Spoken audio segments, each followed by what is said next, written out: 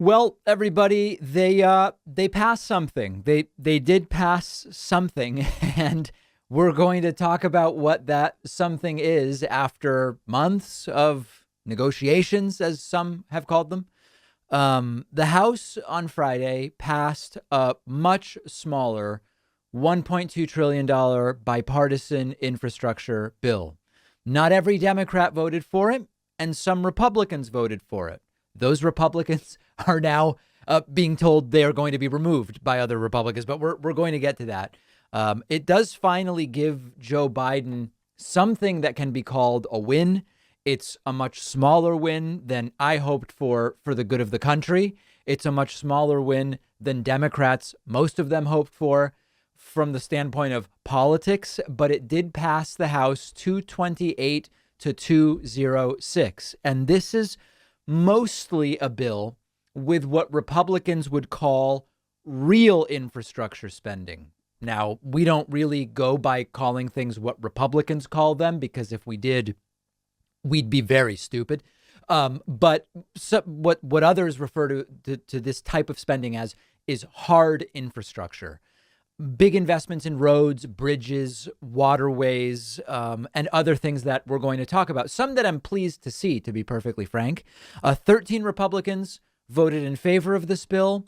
6 Democrats voted against this bill. The 13 Republicans voting in favor, mostly the folks we aren't surprised to hear would cross party lines to vote in favor.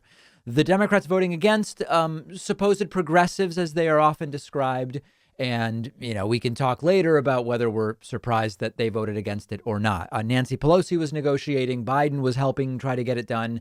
And finally, on Friday, they got the vote. Now the House goes to a recess. Then they're going to take up the social spending bill, also known by some as Build Back Better. Many saying that's dead. Others saying, no, sir, it might pass.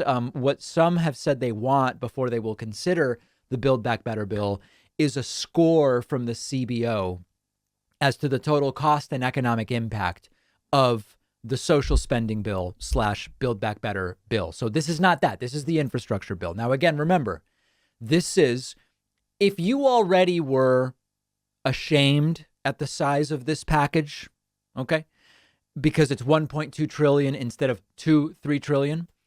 It's number one, 1.2 trillion over 8 years.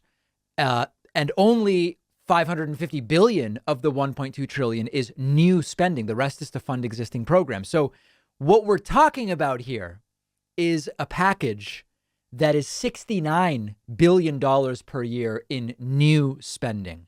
For an economy the size of the United States economy, this is not a massive package at all. We're not talking about an amount of spending that should be this difficult to get done. Now, what is in the bill specifically? Well, let's look at it.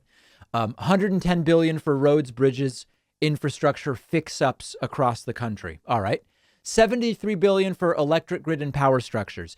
Even that, some Republicans were saying that's not really what we should be doing in infrastructure spending. Hint, it is. 66 billion for rail services. We have some of the most pathetic rail in the rich, developed world. 65 billion for broadband. We have pathetic broadband access in the U.S. 55 billion for water, or water, as some say. That's, again, there's still part. Can they even drink water in Michigan out of the tap yet, in Flint, Michigan? I don't think they can. 21 billion for environmental remediation, 47 billion for flooding, coastal and climate resiliency, very much needed as we deal with sea level rise. 39 billion to modernize transit. 25 billion for airports. Our airports, many of them are pathetic. 17 billion for port infrastructure. Remember, they're mad we don't have more room in ports to get the Chinese tchotchkes in for Christmas, but they also don't want to spend on ports. Well, this bill would do some of that. 11 billion in transportation safety programs, 7.5 billion for electric vehicles and charging. I would honestly like to see that much higher. I would also have loved to have seen spending on retrofitting homes to be completely electric. But when you go electric, you can't have that inefficient electric baseboard heating. We want to go with the super efficient heat pumps and mini split systems, and then solar. You can go house by house. Listen to a very interesting podcast about this recently. You put solar panels on the roof. You get all of the oil and gas heat out. You get the inefficient window ACs out, right? I mean, you go to fully electric, but efficient electric. Would like to see more on that. Okay, 2.5 billion in zero emission buses, 2.5 billion in low emission buses, and 2.5 billion for ferries. Now, you might notice nothing for sinks and showers, which Donald Trump was obsessed with, nothing for toilets. It seems we're not really having to flush toilets 10 to 15 times under Joe Biden, as Donald Trump predicted, but a lot of good things being done. Now, if you add that all up, it's 544 billion. I called it roughly 550. What's the rest, you might be saying? It's a $1.2 trillion package. David, you only read 550 worth of spending. Well, it's programs already in existence. And again, the fact that there's this much arguing over a bill that, as it's left, mostly funds existing programs, it is globally humiliating. So politically, Biden needed something. This is something. It's not great. Without it, it's a political disaster for Joe Biden. And with it, there's still more stuff to get done, but it's at least something to justify another 3 months in the Oval Office, right? It keeps you treading water. You've not drowned, but you're not safe on shore either. It keeps you treading water is sort of the way that I would describe it. So that's what's in the bill. That's what passed so far. We now have to talk about instantly the Civil War Republicans again coming for their own, saying those 13 Republicans who voted for this, we got to remove those people. Science has shown us that lowering your body temperature at night helps you sleep. I can't sleep in a hot room. That's why I love our sponsor, Chili Sleep, which makes customizable climate-controlled sleep solutions to sleep better. Their flagship products are the Uller sleep system and the Cube sleep system, which is what I have.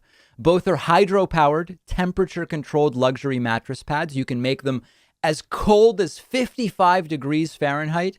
If you wanted, you could go as hot as 115 degrees.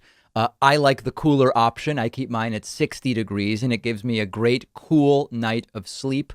No feeling hot, no more sweating. I'm falling asleep faster, and it pairs perfectly with Chili Sleep's weighted Chili Blanket, which keeps you cold on top, too. They'll give you 20% off everything when you go to chilisleep.com/Pacman. The link is right underneath this video.